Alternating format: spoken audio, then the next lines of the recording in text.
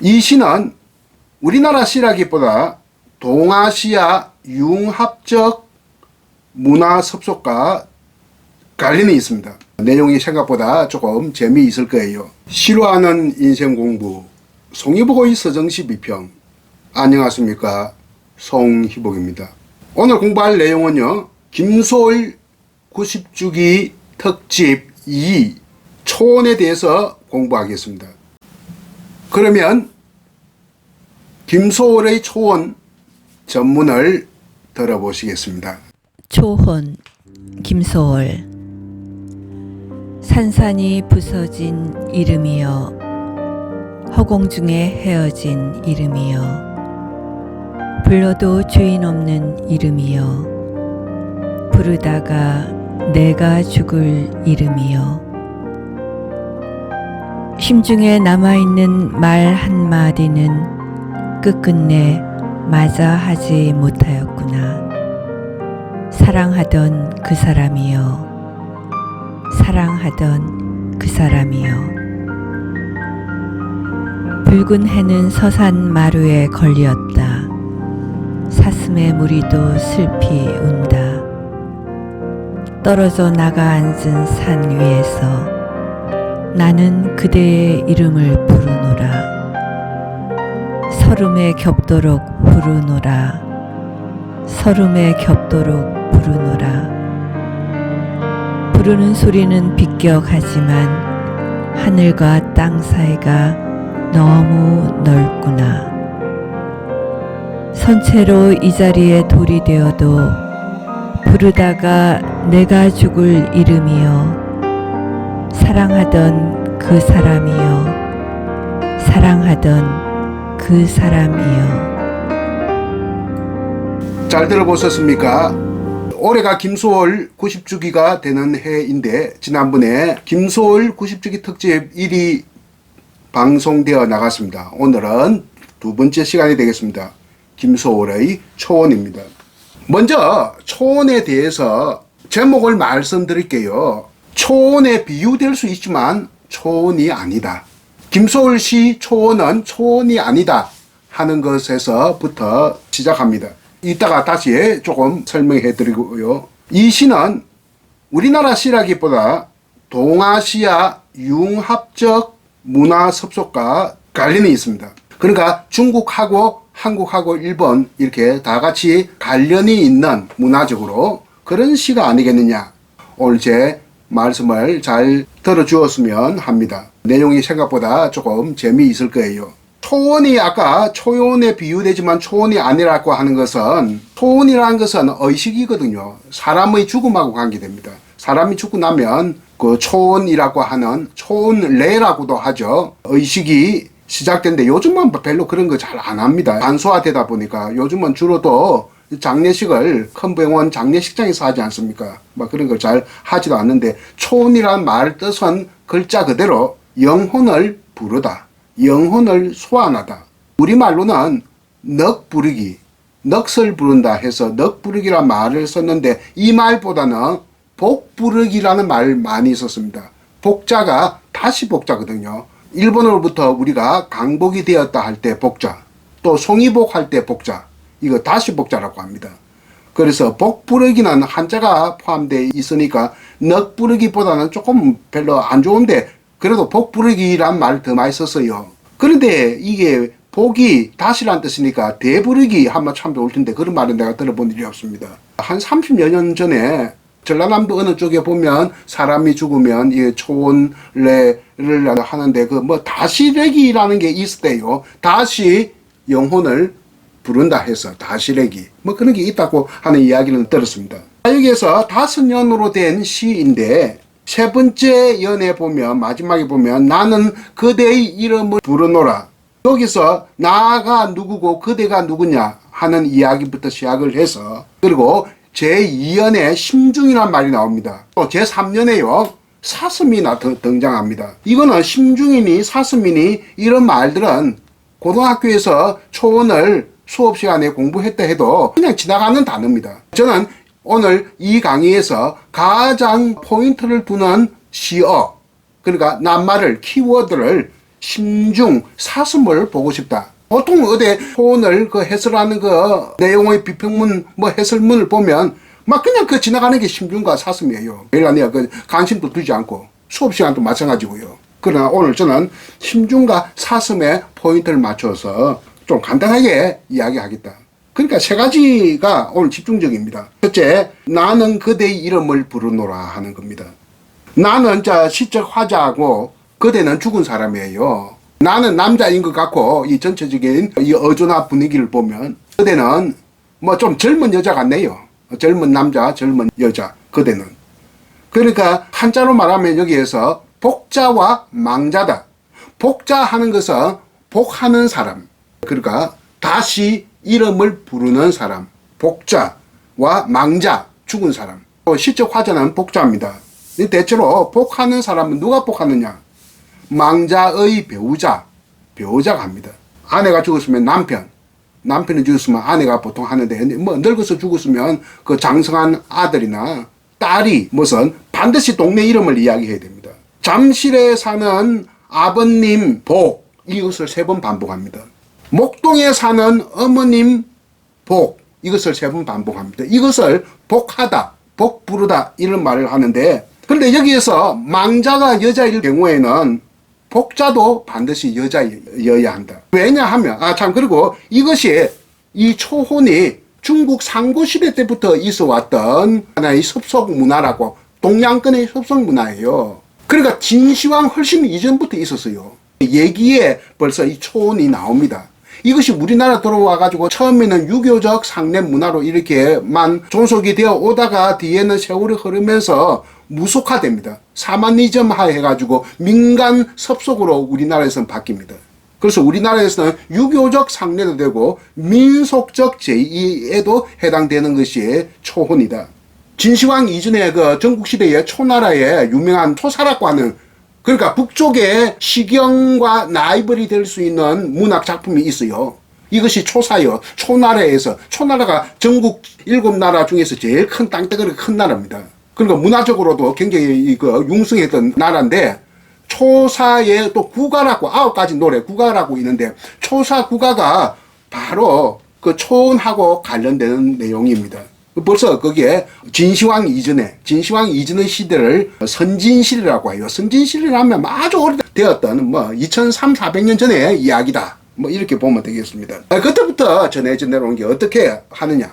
그때부터 2400년부터 최근까지 어떻게 하냐면, 누가 돌아갔었으면 그 망자의 옷, 바지보다는 저고리입니다. 이 저고리를 들고 지붕 위로 올라갑니다. 지붕 위에서 북쪽 하늘을 보면서 이렇게 흔듭니다. 3번 흔들어서 크게 소리를 칩니다. 동네 이름을 반드시 이야기하고, 만약에 대원군이 죽었으면 대원군 이름 이하응이니까 운형궁의 이하응 복이란 말은 영혼이 되돌아오세요, 이 이야기입니다.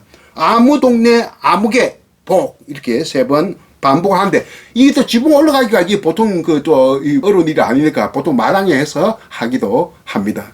얼마 전까지만 해도 이런 풍속이 있었지만 요즘은 뭐 거의 안에 사라졌다. 하여튼 나와 그대의 관계는 복자와 망자의 관계다. 복자는 복하는 사람, 복 부르는 사람, 망자는 죽은 사람인데, 망자가 여자면 복자도 반드시 여자여야 한다. 뭐 이런 거. 왜 외간 여자 옷을 또 뭐 들고 올라가고 뭐 이렇게 하는 것이 좀 보기가 안 좋거든요. 그래서 망자가 여자면 복자도 여자다. 보통 그렇습니다. 내가 중요한 게 심중과 사슴이라고 했는데, 지금부터 본격적으로 이야기합니다. 심중, 마음 신자 가운데 중자입니다. 이 심중에 남아있는 말 한마디는 끝끝내 마자 하지 못하였구나. 김소월은 마자라고 했습니다. 요즘 우리 안에 표준적 포기로 한다면 마저입니다. 오늘 그렇게 마저라고 읽어드렸습니다만, 김소월은 마자, 모두 하지 못하였구나, 이런 말인데요. 여기에 망자의 정체가 지금 뜻밖에도 드러납니다. 마음 중간에, 마음 속에 남아있는 말 한마디는 끝끝내 말 못했다 했는데, 그 말 한마디는 뭘까요? 사랑한다는 말이거든요. 사랑한다는 말을 못했으니까 이거는 그 정상적인 부부는 아니라는 이야기입니다.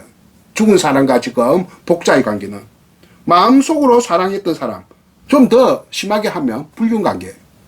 일본의 에도 시대에 신중이란 말을 많이 썼습니다. 마음심자 가운데중자, 일본 말로 신주. 신주는 뭐냐 하면 불륜관계의 남녀를 말하는 겁니다.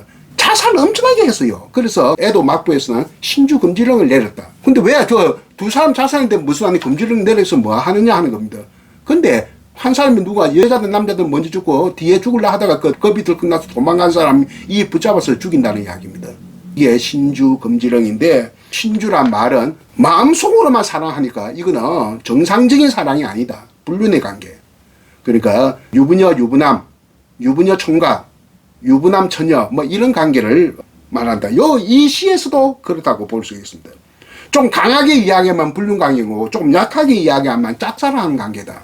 금지된 사랑의 관계일 경우가 많다. 이 시를 보면 살아생전에 사랑을 고백하지 못한 관계다. 그러니까 심중에 남아있는 말 한마디는 끝끝내 맞아 하지 못하였구나. 이렇게 시적 화자가 이야기를 하고 있습니다. 심중이라는 말도 예사롭지 안 씁니다. 우리 심중이라는 말 잘 안 썼거든요. 일본에는 그렇게 썼지만 우리는 뭐 심중보다도 심정 뭐 이런 말을 써도 심정적으로 뭐 이런 말 심중 이런 말 잘 안 썼거든요.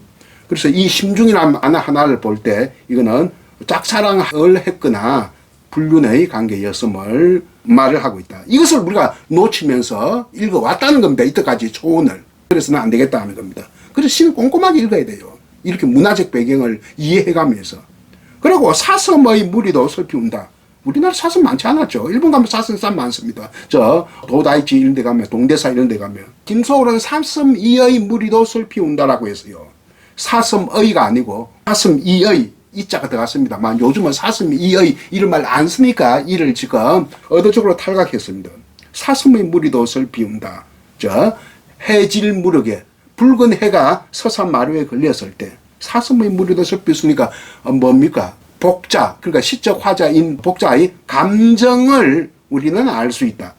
이 감정을 사슴의 울음 속으로 투사하고 있다. 이것을 서양의 그 시학 개념으로는 객관적 상관물이라고 해요. 특히 이미지를 중시하는 이미지점 시에서 객관적 상관물을 중시합니다. 감각적인 거, 청각이나 시각, 특히 시각이 막 거의 7, 80% 차지합니다. 붉은 해가 서산 마루에 걸렸다고 했으니까 이거는 시각적이지만 사슴의 무리가 살피면 이거는 청각적이거든요. 이 경우는 시각에서 시작해서 청각으로 전이되고 있습니다. 시각에서 시작돼서 청각으로 전이된 객관적 상관물이다. 사슴의 무리가 살피운다는 것은. 그러니까 우리가 뭔가 눈으로 떠오르고 귀로 들리는 듯 하니까 이걸 우리는 시에서 객관적 상관물이다. 감각적인 경험을 독자에게 일깨워주고 있습니다. 시인이. 그래서 이 사슴도 아주 중요한데, 에드거 앨런 포라고 하는 미국의 유명한 시인이고 소설가가 있습니다. 시로도 유명하고 소설도 유명한데 소설이 더 유명하죠. 이 사람 1809년에 태어나서 1849년에 세상을 떠난 에드거 앨런 포. 미국의 참 대표적인 문인이죠.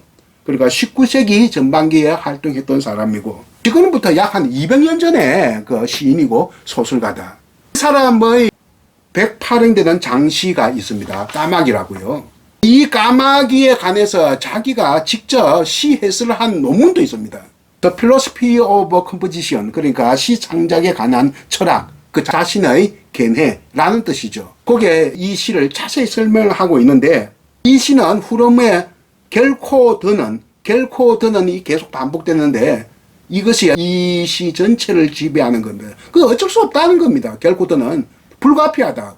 인간의 운명이라는 거, 죽음이라는 거, 이게 다 불가피하지 않습니까? 그 결코 더는 영어로 뭐라고 표현했는지 그건 확인을 안 했습니다만, 뭐 이렇게 계속 반복을 내가 시켰다 하는 그런 얘기가 있고, 그러고 마지막 부분에 까마귀는 결코 끝나지 않는 구슬픈 애도의 상징이다, 이런 말을 하면서 자기 그 시 해설을 끝맺음합니다.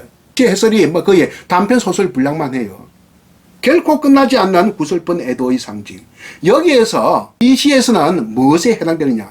바로 사슴입니다. 사슴이고, 더 구체적으로 말하면 사슴의 무리가 내는 슬픈 울음소리. 이것이 바로 결코 끝나지 않는 애도의 상징이다. 그래서 에드가 앨런 포의 까마귀에 나오는 까마귀와 김소월의 초원에 나오는 사슴은 혹은 사슴의 무리 혹은 사슴 무리의 부슬픈 애절한 소리, 이것이 바로 결코 끝나지 않는 구슬픈 애도의 상징이다 하는 것을 우리가 알 수 있습니다. 그리고 복자와 망자의 정체, 나는 그대의 이름을 부르노라 하는 행, 심중에 남아있는 말 한마디는 하는 행, 그리고 사슴의 무리도 슬피 운다라고 하는 행, 요 세 행을 주로 이야기를 했는데 이제 마무리를 지을까 합니다. 사랑하던 그 사람이여 라고 되어 있는데 더가 과거 해상 시제를 나타내거든요. 보통 사람들이 그냥 신앙독 할 때 그냥 이 시는 외우기가 쉬우니까 사랑하는 그 사람이여 이렇게 보통 잘 암송을 하는데 뭘 주의해야 됩니다. 왜 과거 해상으로 했느냐? 지금은 죽었으니까 사랑할 수 없다는 이야기죠. 그래서 사랑하던 그 사람 이라고 낭독을 해야 되고, 읽을 때는 정확하게 읽습니다. 글을 보고 읽으니까. 그냥 안 보고 낭독해라 하면 대부분 사람들이 사랑하는 그 사람이여, 사랑하는 그 사람 이렇게 낭독합니다. 나도 그랬고요. 그래서 이걸 조심해야 되고, 서름에 겹도록 부르노라 할 때 이 서름은 왜 서럽습니까? 왜 서러움이 듭니까? 인간의 유한성 때문에 서러움에 겹다. 이 서러움은 원인적 조건은 인간의 유한성입니다.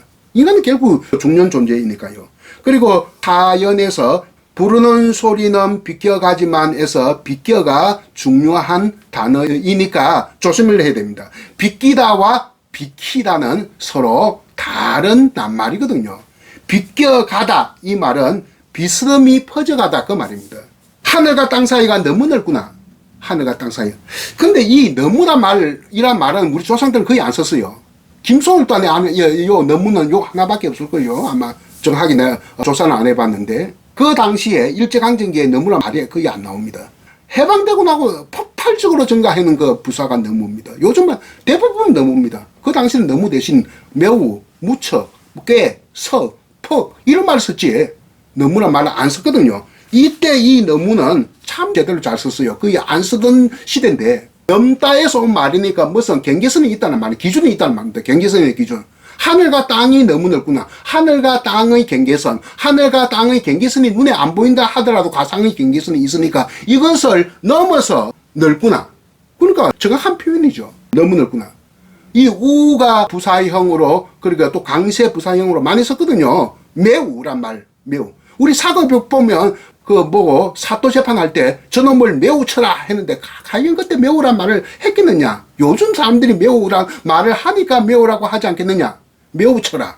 하여튼 우가 있습니다. 매우, 너무. 또 춘향전에 보면 대우란 말이 있는데요. 대우. 많다. 매우 그 말이죠. 대우. 대우 요즘 말은 대개입니다. 대개란 말은 한동안 경상도에서 많이 쓰는데 요즘 전국적으로 많이 쓰고 있습니다. 저 여자 되게 예쁘다. 이런 말로 쓰지 않습니까? 대우였습니다. 원래. 춘향전에는 대우란 말이 나왔는데 이제 대우가 사라지고 이게 부사형 의미가 바뀌면서 대개 이런 말 갖다가 쓰게 되는데 너무란 말을 안 쓰는 시대에 이 너무를 정확하게 썼으니까 아주 대단하다 하는 이런 생각이 듭니다. 이런 미시한 언어 감각을 가지고 시를 봐야 된다 하는 이야기가 되고 선체도 이 자리에 돌이 되어도 돌이 된다는 것은 화성 모티브인데 이 그리움을 표상하는 단어거든요. 참 옛날에 우리 박재상 선생의 시라시일 때 부인이 안에 망부서 되어 있다 하는 것은 우리나라 사람들 잘 압니다. 저 성경에도 또 망부성 이야기 나오고 전 세계적으로 포함된 신화나 설화에서 많이 나옵니다. 이것을 우리는 화석, 돌이 되었다. 화석 모티프라고 해요. 화석 모티프 중에 하나다 하는 겁니다.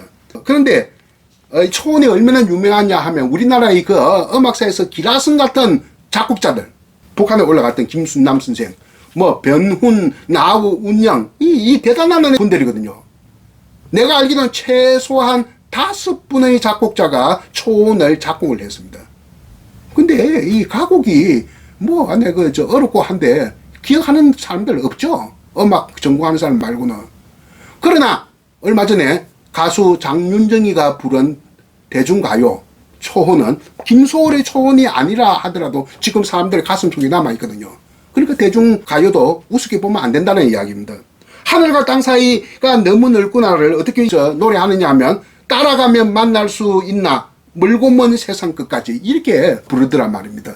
그러니까 굉장히 내 가슴에 절절하게 좀 다가오는 멜로디와 가사가 아닌가 이런 생각이 들어요. 어때요? 오늘 여러분들 김소월의 초원에 관해서 이 얘기를 많이 들었지만 주로 이때까지 논의되지 않았던 것을 중심으로 이야기를 했습니다. 가장 중요한 것은 심중과 사성, 여기에 초점을 두었으면 합니다. 경청해 주셔서 대단히 감사합니다. 안녕히 계십시오. 초혼 김소월. 산산이 부서진 이름이여, 허공 중에 헤어진 이름이여, 불러도 주인 없는 이름이여, 부르다가 내가 죽을 이름이여, 심중에 남아있는 말 한마디는 끝끝내 맞아 하지 못하였구나. 사랑하던 그 사람이여, 사랑하던 그 사람이여. 붉은 해는 서산 마루에 걸렸다. 사슴의 무리도 슬피 운다. 떨어져 나가 앉은 산 위에서 나는 그대의 이름을 부르노라. 설움에 겹도록 부르노라. 설움에 겹도록 부르노라. 부르는 소리는 비껴가지만 하늘과 땅 사이가 너무 넓구나. 선체로 이 자리에 돌이 되어도 부르다가 내가 죽을 이름이여, 사랑하던 그 사람이여, 사랑하던 그 사람이여.